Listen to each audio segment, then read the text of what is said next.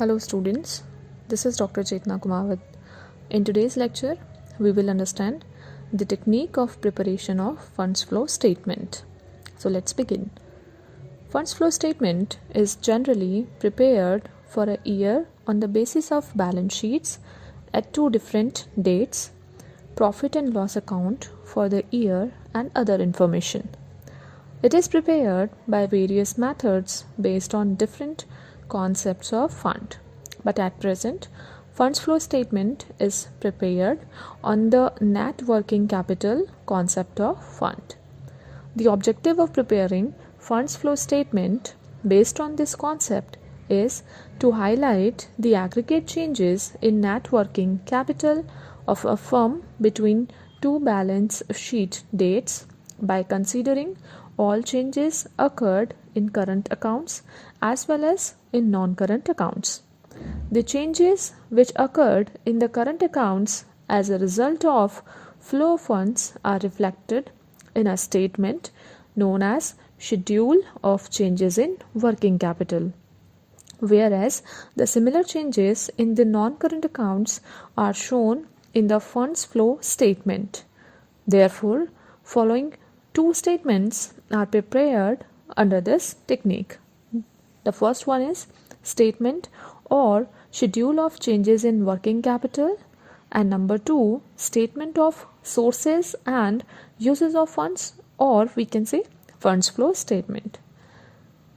First, let's talk about schedule of changes in working capital. The statement or schedule of changes in working capital discloses the changes in individual items of current assets and current liabilities between two dates and their effects on working capital. The total increase and the total decrease at the end are compared, and the differences shows the net increase or net decrease in working capital. While ascertaining the increase or decrease in individual items of current assets and current liabilities and its impact on working capital, the following rules should be taken into account. These rules are very important, so pay your attention. Number 1. Increase in current assets increases working capital. That means current assets and working capital has positive relation. If they are increasing, then working capital is increasing, or we can say same direction changes. Decrease in current assets decreases working capital. That means current assets decreases, working capital also decreases. So the change in working capital is in the same direction as the current assets changes. But in the case of current liabilities, it is different. Increase in current liabilities decreases working capital, and decrease in current liabilities increases working capital. So the relation is negative relation. They are not changes in the same direction. If current liabilities increases, working capital decreases, and if current liabilities decreases, working capital increases. Thus, working capital will increase when there is an increase in current assets and decrease in current liabilities, whereas working capital will decrease when there is a decrease in current assets and increase in current liabilities. Thus, we find that changes in the items of current assets are positively correlated to the changes in working capital. On the other hand, changes in the items of current liabilities are inversely related to the changes in working capital. The net increase in working capital is treated as uses of funds, and the net decrease in working capital is treated as sources of fund, and it is shown in the funds flow statement. The changes in net working capital are presented in a format known as statement or schedule of working capital changes. In this statement, in first column we will write items, in second column we will write amount of previous year, and in the next column we write the amount of current year, and in the last two columns we will see the effect on working capital, be it increase or decrease.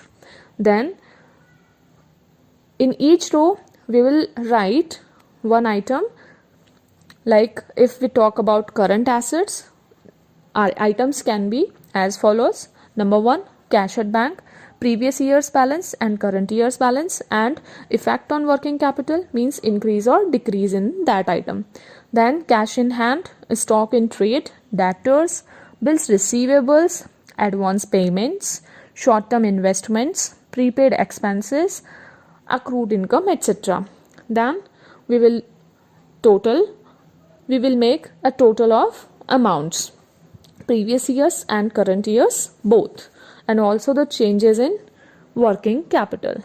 Then we will write current liabilities like short-term loans, bank draft, creditors, bills payable, outstanding expenses, unclaimed dividend, etc. Then we will total of these items, which is known as current liabilities. Then we will calculate net working capital. How to calculate net working capital? We will do this by current assets minus current liabilities. It means total of A minus total of B. This will show us whether there is an increase or decrease in working capital. So this is how we can prepare schedule of changes in working capital. Now let's talk about funds flow statement. The objective of funds flow statement is to analyze the causes for net increase or decrease in the working capital as shown by the schedule of working capital changes.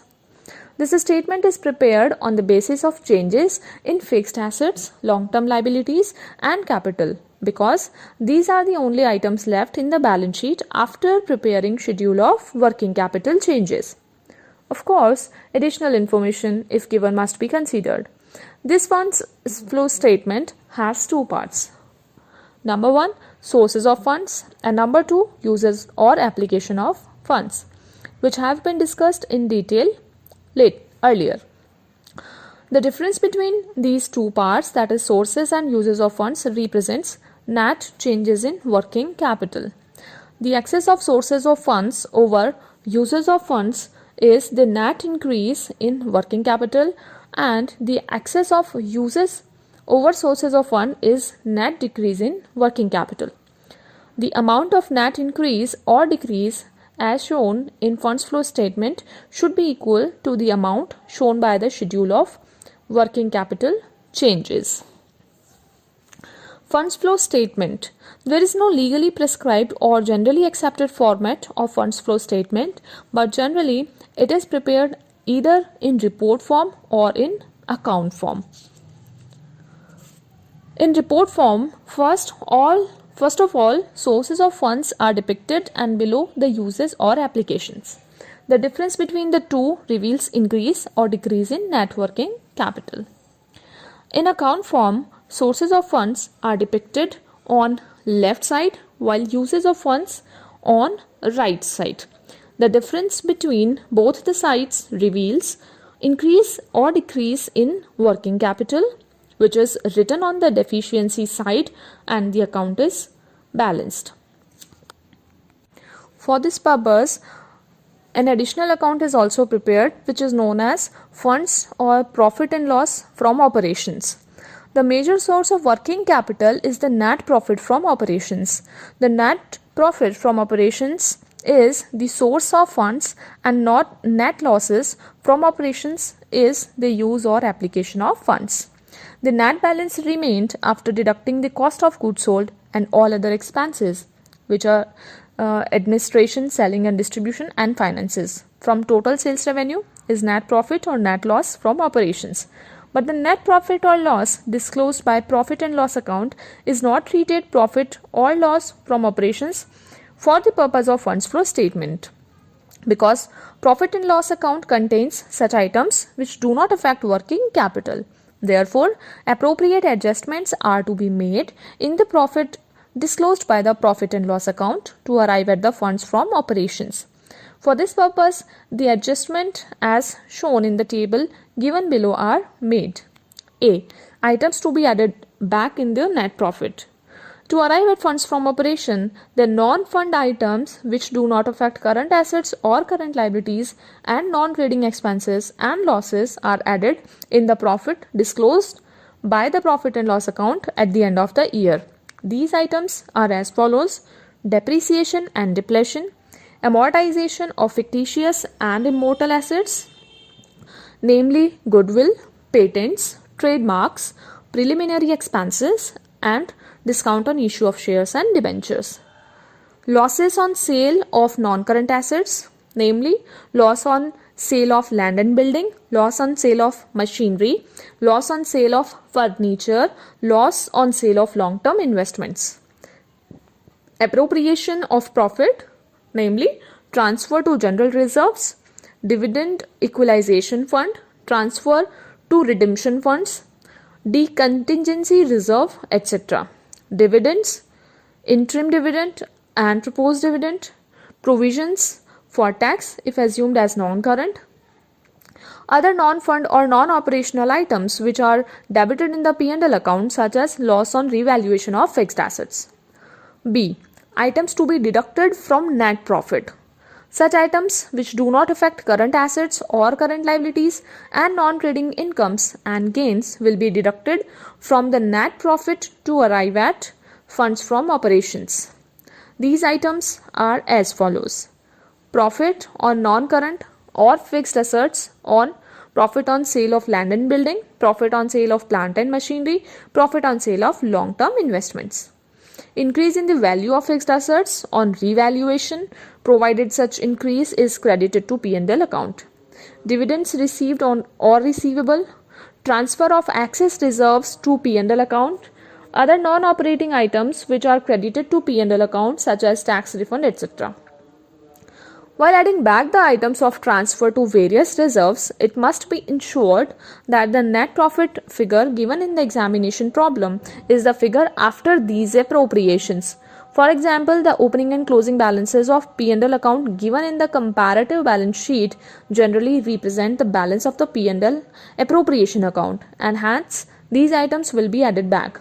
On the other hand, if the profit for the year is given, it may be inferred that these items have not been appropriated and hence will not be added back unless otherwise stated.